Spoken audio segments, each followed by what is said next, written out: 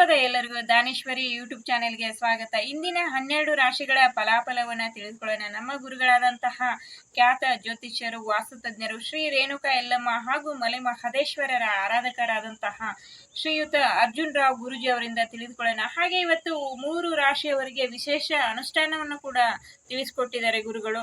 ಅದನ್ನು ಕೂಡ ತಿಳಿದುಕೊಳ್ಳೋಣ ಬನ್ನಿ.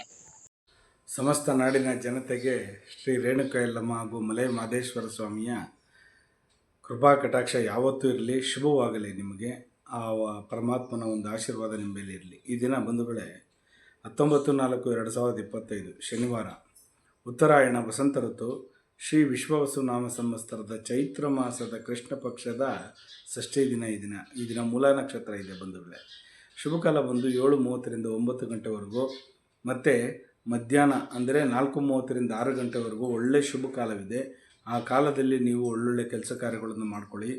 ಪುಣ್ಯ ಕ್ಷೇತ್ರಗಳಿಗೆ ದರ್ಶನ ಕೊಡ್ತಕ್ಕಂಥದ್ದು, ಗಾಡಿ ಪೂಜೆ ಮಾಡ್ತಕ್ಕಂಥದ್ದು, ಮತ್ತು ಮನೆಯಲ್ಲಿ ಆಲುಗಿಸ್ತಕ್ಕಂಥದ್ದು, ಯಾವುದರ ಒಂದು ಒಳ್ಳೆ ಕಾರ್ಯಗಳನ್ನು ಮಾಡ್ಬೋದು ಈ ಸಮಯದಲ್ಲಿ. ಬಂಧುಗಳು, ಈ ದಿನ 12 ರಾಶಿಯವರಿಗೆ ಯಾವ್ಯಾವ ರೀತಿ ಫಲ ಇದೆ ನೋಡೋಣ ಬನ್ನಿ. ಮೊದಲಿಗೆ ಆದಿತ್ಯಾದಿ ನವಗ್ರಹಗಳನ್ನು ಮನಸ್ಸಿನಲ್ಲಿ ಪ್ರಾರ್ಥನೆ ಮಾಡುತ್ತಾ, ನಮ ಸೂರ್ಯ ಚಂದ್ರಾಯ ಮಂಗಳಾಯ ಚ ಬುಧ ಶುಕ್ರ ಶನಿವೇಶ್ವರ ರಾಹುವೇ ಕೇತುವೆ ನಮಃ.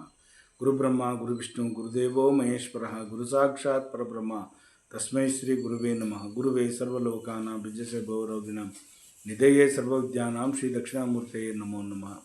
ಆದಿತ್ಯಾದಿ ನವಗ್ರಹಗಳನ್ನು ಮನಸ್ಸಿನಲ್ಲಿ ಪ್ರಾರ್ಥನೆ ಮಾಡಿ ಈ ದಿನ 12 ರಾಶಿಗಳ ಗಮನ ಕೊಡೋಣ ಬನ್ನಿ. ಮೊದಲಿಗೆ ಮೇಷರಾಶಿಯವರಿಗೆ ಸಂತೃಪ್ತಿ ಆಗ್ತಕ್ಕಂಥ ದಿನ, ಸಂತೋಷಕರವಾಗಿರ್ತಕ್ಕಂಥ ವಾತಾವರಣ ಸೃಷ್ಟಿಯಾಗ್ತಕ್ಕಂಥ ದಿನ ಈ ದಿನ.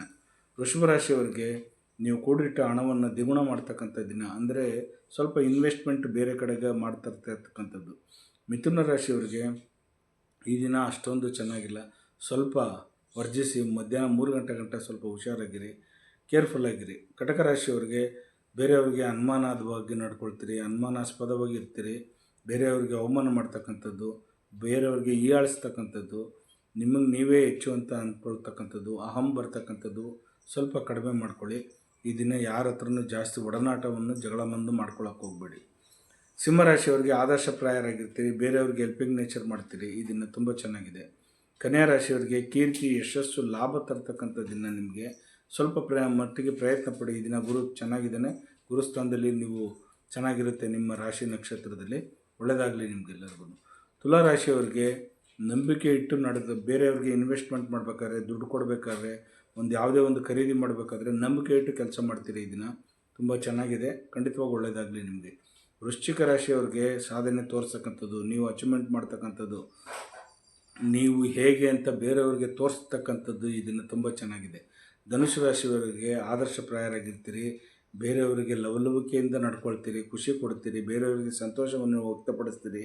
ಆ ರೀತಿ ಇದೆ. ಮಕರ ರಾಶಿಯವರಿಗೆ ಕೀರ್ತಿ, ಯಶಸ್ಸು, ಲಾಭ ತರ್ತಕ್ಕಂಥ ದಿನ ನಿಮ್ಮೆಲ್ಲರಿಗೂ ತುಂಬ ಚೆನ್ನಾಗಿದೆ. ಕುಂಭರಾಶಿಯವರಿಗೆ ಆದರ್ಶಪ್ರಾಯರಾಗಿರ್ತೀರಿ, ಬೇರೆಯವ್ರಿಗೆ ನೀವು ಹೆಲ್ಪಿಂಗ್ ನೇಚರ್ ಮಾಡ್ತೀರಿ, ಬೇರೆಯವ್ರ ಹತ್ರ ನೀವು ಒಳ್ಳೆ ಸಭ್ಯವಾಗಿ ವರ್ತಿಸ್ತೀರಿ, ಅವ್ರಿಗೆ ಎಷ್ಟೋ ಸಹಾಯವನ್ನು ಮಾಡೋಕ್ಕೆ ಹೊರಟಿರ್ತೀರಿ ಈ ದಿನ. ಮೀನರಾಶಿಯವರಿಗೆ ಕೋರ್ಟು ಕಚೇರಿಯಲ್ಲಿ, ಅಂದರೆ ನಿಮ್ಮ ಜಮೀನಿನ ಯಾವುದೇ ಒಂದು ಪದಾರ್ಥದಾಗಲಿ ಜಯ ತಂದು ಕೊಡ್ತಕ್ಕಂಥ ದಿನ. ಈ ದಿನ ತುಂಬ ಚೆನ್ನಾಗಿದೆ. ಬಂಧುಗಳೇ, ಈ ದಿನ 12 ರಾಶಿಯವರಿಗೆ ಈ ರೀತಿ ಫಲಾಫಲಗಳಿದೆ. ಜಗನ್ಮಾತೆ ಸ್ವರೂಪಿಣಿಯಾಗಿರ್ತಕ್ಕಂಥ ರೇಣುಕಾ ಯಲ್ಲಮ್ಮ ಹಾಗೂ ಮಲೆ ಮಹದೇಶ್ವರ ನಿಮ್ಮ ಜೀವನದಲ್ಲಿ ಸುಖ, ಶಾಂತಿ, ನೆಮ್ಮದಿ, ಆರೋಗ್ಯ, ಭಾಗ್ಯ ಎಲ್ಲವನ್ನೂ ಕೊಟ್ಟು ಕಾಪಾಡಲಿ. ಉದೋ ಯಲ್ಲಮ್ಮ, ಉದೋ ಯಲ್ಲಮ್ಮ, ಉಗೇ ಮಾದಪ್ಪ, ಉಗೇ ಮಾದಪ್ಪ. ನೀಲಾಂಜನಂ ಸಮಭಾಷಂ ರವಿಪತ್ರಂ ಯಮಾಗ್ರಜಂ ಛಾಯ ಮಾರ್ತಾಂಡ ಸಂಭೂತಂ ತನ್ನಮ್ಮ ಮಿಷನೇಶ್ವರಂ. ಒಂದು 3 ರಾಶಿಯವರಿಗೆ ಅನುಷ್ಠಾನವನ್ನು ಹೇಳ್ತೀನಿ. ಯಾವ್ಯಾವ ರಾಶಿಯವರಿಗೆ ಅಂತಂದರೆ ಕುಂಭ, ಮೀನ, ಮೇಷರಾಶಿಯವರಿಗೆ ಈ ದಿನ ನೀವು ಬೆಳಗ್ಗೆ ಎದ್ದು ಒಡನೆ ಎಳ್ಳೆಣ್ಣೆಯನ್ನು ತಗೊಂಡೋಗ್ಬಿಟ್ಟು ಆಂಜನೇಯನ ದೇವಸ್ಥಾನದಲ್ಲಿ ದಾನ ಕೊಡೋದ್ರಿಂದ, ಎಳ್ಳೆಣ್ಣೆಯಿಂದ ನಿಮ್ಮ ಮುಖವನ್ನು ನೋಡೋದ್ರಿಂದ, ಮುಖದಲ್ಲಿ ನಿಮ್ಮ ಪ್ರತಿಬಿಂಬವನ್ನು ನೋಡಿಕೊಂಡು ಆನಂತರ ಒಂದು ಬಾಟ್ಲಿಗೆ ಹಾಕ್ಕೊಂಡು ತೊಗೊಂಡೋಗಿ ಆಂಜನೇಯನ ದೇವಸ್ಥಾನ ಕೊಡ್ತಕ್ಕಂಥದ್ದು.